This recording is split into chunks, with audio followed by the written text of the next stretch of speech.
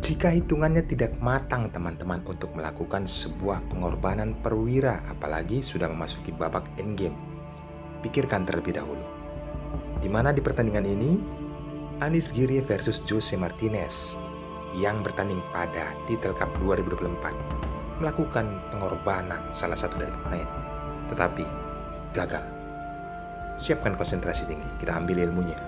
Sempat kebingungan saat mengambil keputusan untuk menerima pengorbanan. Tetapi setelah melakukan langkah posisional, akhirnya dia berhasil menghukumnya. Sebelum memulai, jangan lupa subscribe dan nyalakan juga loncengnya. Selamat menyaksikan. Anies Giri memegang buah putih Elo rating 3030 memulai dengan kuda F3 pembukaan reti terjadi di papan. Dan Jose Martinez membalas Elo rating 3099 lebih tinggi beberapa puluh. Kuda ke F6 variasi simetris. Dari pembukaan reti bertransformasi menjadi pembukaan Inggris pion C4 dan balasan hitam dengan kondisi papan seperti ini. Pion B6 persiapan gajah Piancento. Pion center dimainkan ke D4. Penetapan gajah ke B7 membuka ruang bagi gajah juga untuk melakukan gajah Piancento ke depannya. Pion E6.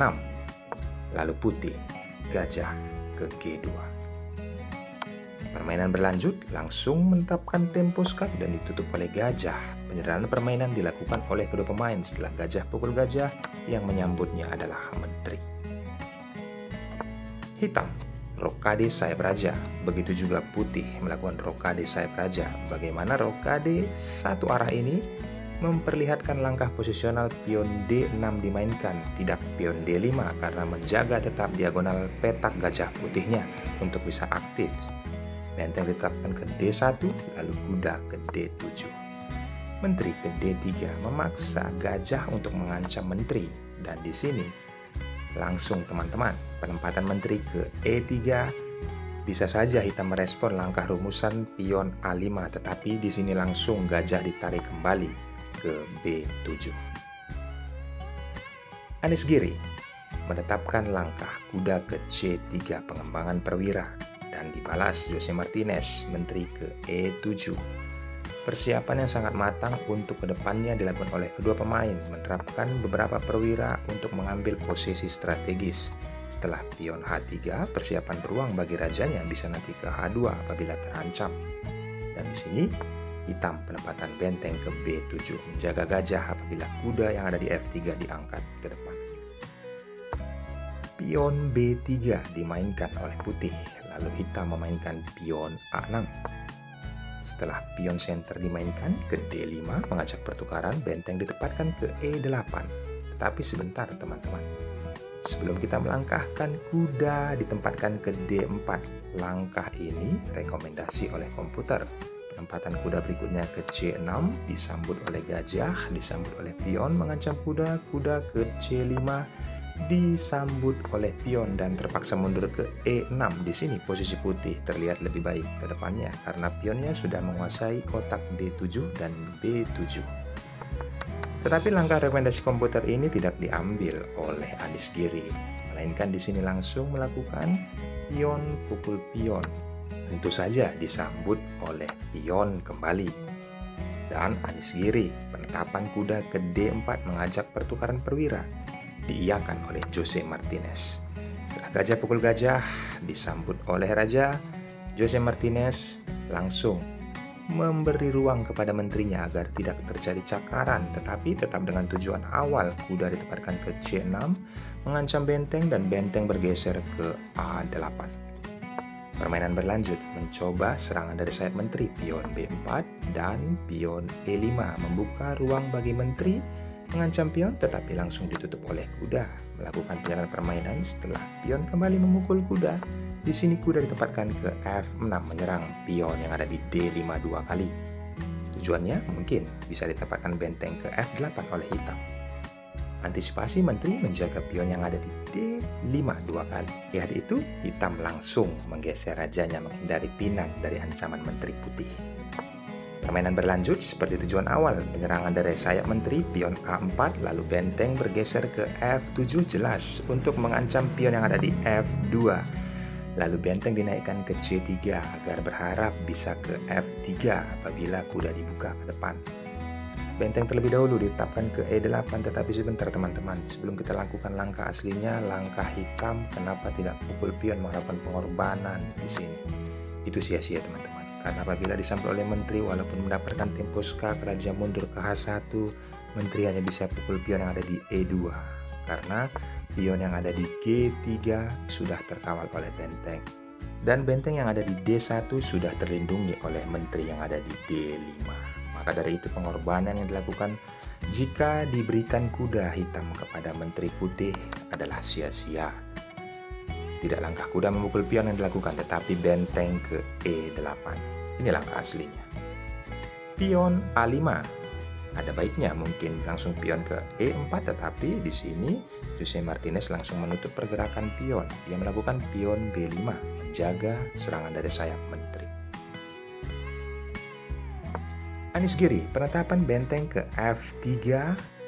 Jika berharap hitam bisa mainkan pion yang ada di E4 mengancam benteng tersebut akan tetap mempertahankan kolom F. Jika tetap diancam oleh pion, akan ditetapkan ke F4. Kolom F ini akan tetap diduduki oleh benteng. Jadi, tidak berpengaruh apa-apa bagi hitam untuk melakukan serangan pion ke E4. Dimainkan pion H6, langkah aslinya. Dan dibalas pion G4. Penetapan menteri ke G6 jelas tujuannya agar pion H5 bisa maju dan mengepin posisi pion. Menteri mengancam raja. Anies Giri langsung mengambil inisiatif benteng ke G3, lalu kuda manuver mengambil kotak yang lebih strategis nantinya ke G5, lalu benteng mengajak pertukaran, kuda mengancam, putih menyerakukan pirana permainan, benteng pukul benteng dan disambut oleh benteng. Kelanjutannya teman-teman, dengan kondisi seperti ini, putih mengajak pertukaran menteri, tetapi Jose Martinez menolaknya, menetapkan menteri ke F6 mengancam pion F2, lalu pion tersebut dilindungi oleh menteri ke E3. Raja bergeser, langkah tempo jelas terlihat di papan, lalu putih benteng ke C1. Menteri bisa saja ke F7, tetapi langsung agresif ke depan, pion H5 serangan dari sayap raja. Alasannya, pion H4 terlebih dahulu mengancam kuda, dan ada langkah cerdik disiapkan oleh Jose Martinez, penetapan kuda ke E4 memberikannya secara gratis. Karena apa teman-teman? Jika kuda tersebut dipukul oleh menteri, pastinya Raja Putih akan tewas. Menteri pukul pion, tempo skak, raja mundur ke H1, kembali menteri pukul pion yang ada di H4, tempo skak, raja ke G1, lalu menteri tetap mengambil tempo skak ke G3, dan setelah raja bergeser kembali ataupun ditutup, kita ambil langkah ditutup, menteri tempo skak mendapatkan benteng. Pilihan yang kedua dengan kondisi seperti yang tempo skak dilakukan oleh menteri yang di G3 ya teman-teman, agar kita bisa dapat pahami. Memang kondisi seperti ini sudah tidak baik untuk putih, tidak ditutup oleh menteri, tetapi raja bergeser ke H1, makin fatal teman-teman. Kenapa? Hitam langsung menetapkan bentengnya ke F2. Pastinya satu langkah ke depan tidak bisa raja diselamatkan, menteri ke H2. Kita kembali ke partai aslinya. Anies Giri melihat hal ini dengan jelas, tidak mungkin memukul kuda dengan menteri, melainkan dia memainkan pion F3 mengancam posisi kuda. Di sini langkah krusialnya teman-teman. Jose Martinez melakukan pengorbanan memukul pion dengan menteri. Ini jelas berubah. Setelah menteri pukul kuda, dia mengancam menteri. Benteng ditempatkan ke F4, ada balasan yang sangat baik, menteri ke G6. Setelah pion pukul pion, temukan langkah terbaik putih. Pause videonya. Bagaimana teman-teman? Yap, kita sesuaikan langkah Anies Giri dengan kondisi seperti ini, penetapan benteng ke H1, dan situasi ini menghukum hitam karena telah mengorbankan kudanya. Pion pukul pion, tempo skak dibalas oleh pion, lalu menteri ditarik ke F6. Kembali teman-teman, pause videonya, temukan langkah terbaik putih. Yap, selamat bagi kalian yang memikirkan menteri langsung ditempatkan ke E8. Karena apa? Jalan satu-satunya ditutup oleh menteri. Karena kolom H sudah dikuasai oleh benteng putih, satu langkah ke depan. Tidak terselamatkan Raja Hitam. Yap, skakmat. Penerapan kuda ke E7. Pelajaran penting bagi kita teman-teman melakukan pengorbanan tetapi tidak memikirkan beberapa langkah ke depan dan berakibat fatal seperti pertandingan ini. Yap, memukul pion dengan menteri mengorbankan kudanya yang ada di E4 menjadi pelajaran penting bagi kita. Langkah ke depannya tidak berhasil karena langkah putih menemukan langkah yang sangat strategis. Menteri langsung ditempatkan ke G6 pada saat diancam oleh benteng. Jangan lupa subscribe dan nyalakan loncengnya. Bye-bye.